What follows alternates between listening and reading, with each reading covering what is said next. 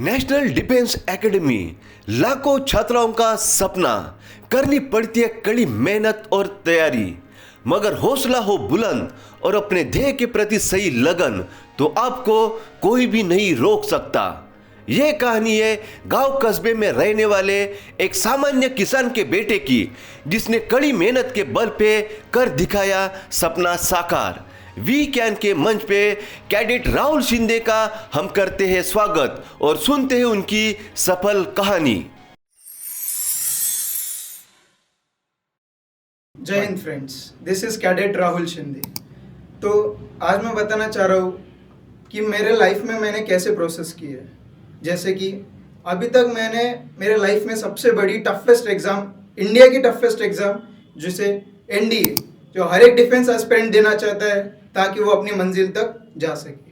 और हाल ही में मैंने जेडब्ल्यू की एग्ज़ाम भी क्रैक की है, उसमें मैंने 99.56% हासिल की है। और मैं चाहता हूँ कि मैं मेरी लाइफ एक डिफेंस एस्पिरेंट की तरह देश को कुर्बान करूँ, क्योंकि मैं एक स्मॉल फैमिली से बिलोंग करते ही मेरे माता पिता दोनों भी फार्मर हैं और वो फिलहाल में फार्मिंग ही कर रहे हैं। और मेरे माता पिता का एक ही यह है, जुनून है कि चाहे मेरा बेटा किसान बने या फिर सीधा जवान, क्योंकि हालांकि में अपन बोलते भी है कि जय जवान जय किसान। इसी के कारण मैं इतना मोटिवेटेड हूँ डिफेंस रिलेटेड। इसीलिए मैंने मेरे लाइफ में स्टार्टिंग फ्रॉम 7th स्टैंडर्ड मैंने मेरी लाइफ पूरी टर्न की है स्ट्रेट फॉरवर्ड डिफेंस के लिए।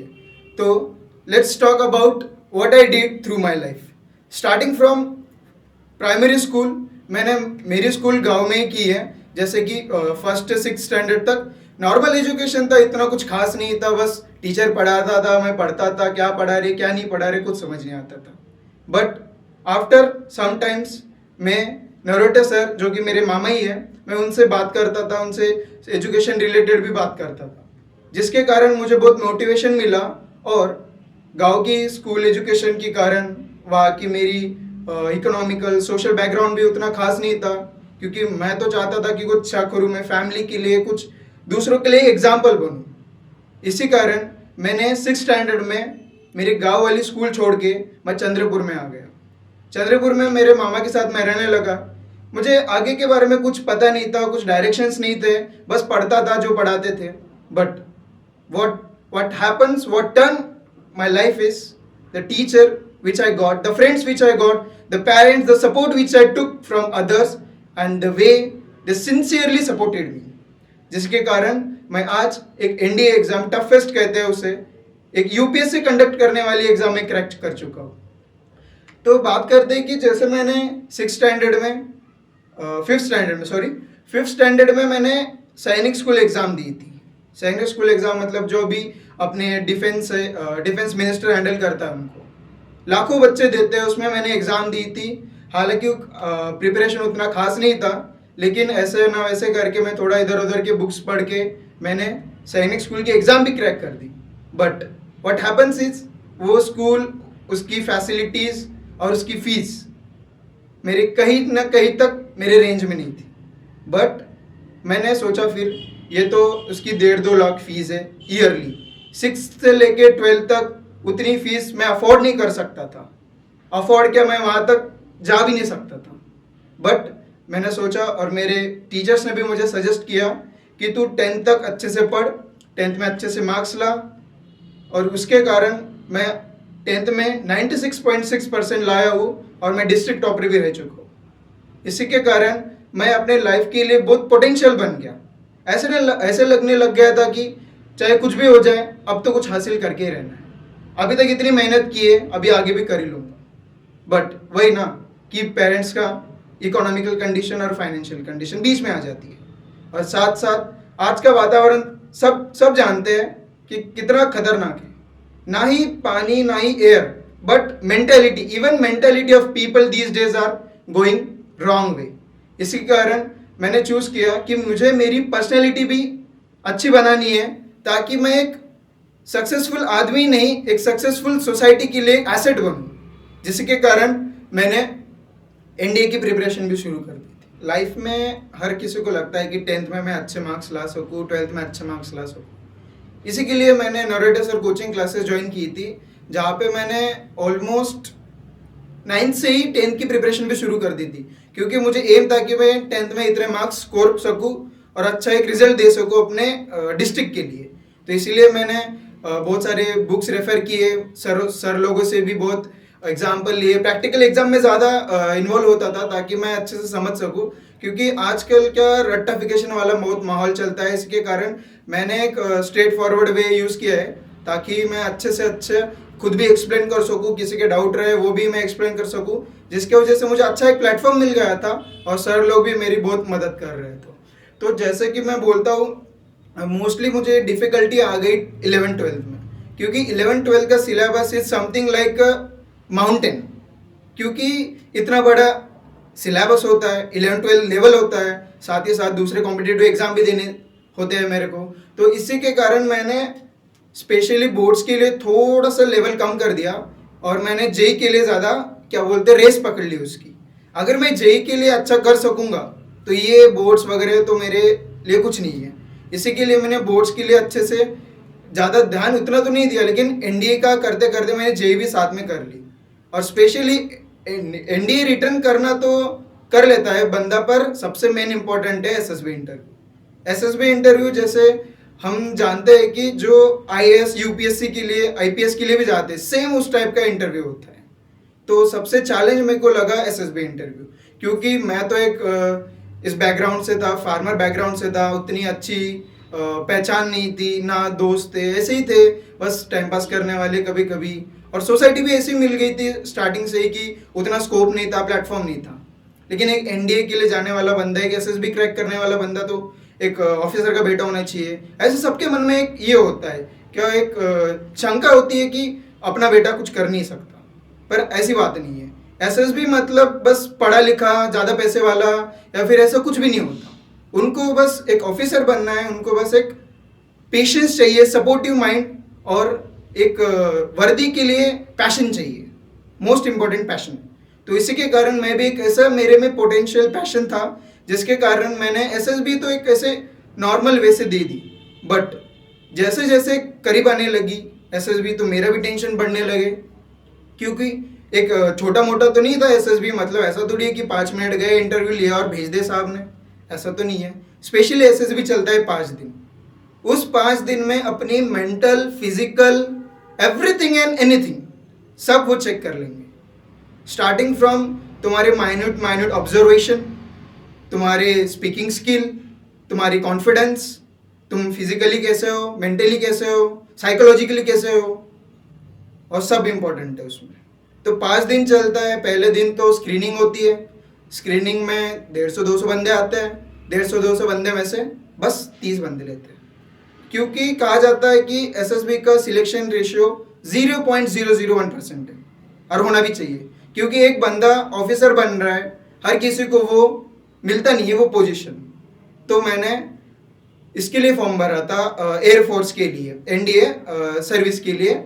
तो उसमें मैंने पहले दिन तो स्क्रीनिंग हुई, मैं स्क्रीनिंग हो गया, मुश्किल से हो गया क्योंकि मेरी इंग्लिश उतनी अच्छी नहीं थी, but later on with living with my friends, और जैसे फ्रेंड्स मिले वो बहुत सपोर्टिव थे, मेरे को बहुत एग्जाम्पल देते थे, और सर लोग भी अच्छे थे, जिसके कारण मेरी इंग्लिश भी इतनी फ्लुएंट हो गई कि मैं आराम से स्क्रीनिंग कर लिया। उसके बाद था 4 दिन का प्रोसेस। 4 दिन का प्रोसेस इज लाइक 4 जन्मों का प्रोसेस है, क्योंकि उस 4 दिन में तुम्हारा मूवमेंट ट्रैक हो सकता है और होगा भी, क्योंकि हर एक मूवमेंट ट्रैक करेंगे, ऑफिसर के साथ रहना पड़ता है, उनके साथ खाना पड़ता है, वो अपना बिहेवियर चेक करेंगे कि ये बंदा लायक है या नहीं है। अगर वो सर्विस जो ऑर्गेनाइजेशन है वो अपने को 1.5-2 करोड़ का एक फाइटर जेट तुमको चलाने दे रहा है, ऐसे थोड़ी देगा, वो बाइक थोड़ी है, तो इसीलिए वो इतना माइन्यूट चेक किए। बट वही है, वहाँ पे डरने का कुछ है ही नहीं। कोई सा भी बंदा हो, चाहे वो गरीब हो और कितना भी अमीर हो, या फिर वो जनरल, लेफ्टिनेंट, किसी का भी बेटा हो, सबको समान होता है। बस इतना ही चाहिए कि कॉन्फिडेंस, पोटेंशियल और वो जुनून, बस वही है, जिसके के कारण मैंने 4 दिन का प्रोसेस बहुत अच्छे से किया। और हालांकि मैंने एसएसबी की प्रिपरेशन मैंने घर पे की थी, मेरे सर थे नरोटे सर, उनसे भी मैंने हेल्प ली थी, मेरे दोस्त थे, साथ के दोस्त, हम 5 दोस्त थे। अनफॉर्चुनेटली हम 4 ही रिकमेंड हुए, एक का फिजिकली थोड़ा वीक था, इसके कारण वो रह गया। But later on what I learn from SSB is वो सिर्फ जॉब लेने का जरिया नहीं है, बट एक लाइफ के लिए एक कुछ तो भी मार्केबल सोसाइटी को देने का एक जरिया है। क्योंकि उसमें ना बस हम जॉब लेते हैं, बट अपने आप को एक ऐसी पर्सनैलिटी चेंज करके देते हैं कि हमारा माइंडसेट, दुनिया को देखने का माइंडसेट ही बदल जाता है थोड़ा सा। तो उसी के कारण मैंने एसएसबी भी आराम से क्लियर कर ली। लाइफ में सबसे इम्पोर्टेंट है खुद को कंट्रोल करना, क्योंकि अगर अपना कंट्रोल खुद पे ना हो तो हम दूसरों पे भी कंट्रोल नहीं कर सकते। और सबसे इम्पोर्टेंट प्लस पॉइंट है मेरी लाइफ में, मैं यहाँ तक पहुँचा हूँ, वो है आई अवॉइडेड फोन कंप्लीटली, चाहे कुछ भी हो जाए। क्योंकि मार्केट में सर लोग हैं, इतने सारे बुक्स है, हर एक महीने में नई बुक्स लॉन्च होती है पर्सनैलिटी रिलेटेड, कोई भी एक ना एक क्वेश्चन मिल जाएगा मार्केट में आपको। एक इतनी सी एक बुक में छोटी सी इतना बड़ा ज्ञान होता है, तो फोन की तो आवश्यकता ही नहीं है सबसे इम्पोर्टेंट। क्योंकि phone is like a grenade, वो 36 नंबर का एक ग्रेनेड होता है, वो जैसे एक बार फटता है ना तो 36 टुकड़े हो जाते हैं उसके। वैसा अगर फोन तुम बस 3 घंटे के लिए भी चलाओ ना, तो तुम्हारे ब्रेन के ऐसे टुकड़े होंगे ना, तुम्हारे सोचने की कैपेसिटी कम हो जाएगी। तो वो बहुत इंपॉर्टेंट है, खुद को कंट्रोल करना हर चीज से, तो वो बस सबसे इंपॉर्टेंट है। और दूसरी बात यह है कि लाइफ में है ना एक्सपीरियंस बहुत होना जरूरी है। तो what I did is from 6th standard I go on for Sainik school exam, I even given Navodaya exams, साथ साथ में मैंने स्कूल के छोटे मोटे एग्जाम भी दिए, स्कॉलरशिप भी दी है, और बहुत सारे ऐसे नॉर्मल ओलंपियाड की एग्जाम भी दी है, जिसके कारण मेरा कॉन्फिडेंस अच्छे से बिल्ड हो गया। और मैं अभी लाइफ में कोई से भी एग्जाम रहो उसके लिए मैं अच्छे से प्रिपेयर हूँ। मेरा माइंडसेट बन गया है कि एग्जाम कोई बड़ी बात नहीं है, बस आदमी में पोटेंशियल, सपोर्ट और स्ट्रेट फॉरवर्ड डायरेक्शन होना चाहिए, ये सबसे इम्पोर्टेंट है। दूसरा ये कि लाइफ में सबसे इम्पोर्टेंट है पेरेंट्स, जो हमें बचपन से at the end of their breath support करते हैं, चाहे तुम गलत करो कुछ भी करो। और हमें यही ध्यान रखना है, दुनिया में 99 चीज़ें हैं, तुम उससे डिस्ट्रैक्ट हो सकते हो, बट ओनली वन चीज़ that push me up is my parents. Y?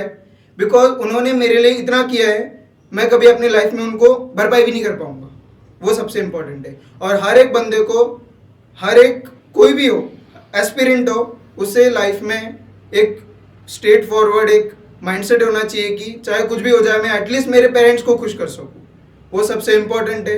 दूसरी बात यह है कि हर कोई बच्चा अपने पेरेंट्स को खुश करना चाहता है, but what comes is distraction, वही वो फोन वाला है ना।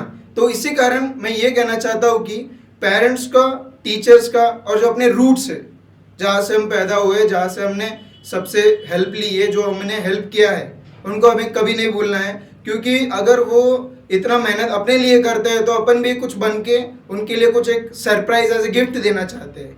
और मैं वही कहना चाहता हूँ कि इम्पोर्टेंट इस लाइफ में प्लानिंग बहुत इंपॉर्टेंट है, चाहे कुछ भी हो जाए, किसी भी फील्ड में जाओ, चाहे वो IAS हो, डॉक्टर हो, या फिर पायलट हो, या कोई भी कर लो, लाइफ में planning, career planning is most important. That is why हर चीज़ करने से पहले हमें प्लानिंग करनी चाहिए, हमें काउंसलर की हेल्प लेनी चाहिए। बहुत सारे करियर काउंसलर भी होते हैं, साइकोलॉजिकल काउंसलर भी होते हैं, वो हमें डायरेक्शन, उनको हमसे ज़्यादा पता है, वो ईजीएस्ट वे में अपने को जो करना चाहते हैं उसमें अपने को वे दिखा देंगे। और मैं यही कहना चाहता हूँ कि लाइफ में कभी रुकना मत, चाहे कुछ भी हो जाए, सफ़र बहुत लंबा है, बस उस सफ़र को जीना है और करके दिखाना है। मैंने असली में मेरा सपना जिया है। एक बंदा जो गाँव में एजुकेशन के लिए तड़पता था, एक बंदा जो इकोनॉमिकल फाइनेंशियल कंडीशन के लिए इधर उधर भागता था, आज वो बंदा इंडिया की one of the most toughest exam crack कर चुका है। और मैं मेरे देश को कुछ ना कुछ एक एसेट बन के इस जिंदगी को मैं सक्सेसफुल बनाने की कोशिश करता हूँ। और मैं आपको भी प्रेरणा देता हूँ, आपको भी सपोर्ट देता हूँ कि आपका भी बंदा अपने देश के लिए कुछ कर सके। और मैं ये रिकमेंड करना चाहता हूँ कि starting from 4th standard to the 12th standard I recommend Narote sir coaching classes, because ये अपने को 100% रिजल्ट देगी। क्योंकि मैं खुद वहाँ पे पढ़ा हूँ बचपन से, स्टार्टिंग फ्रॉम 7th स्टैंडर्ड।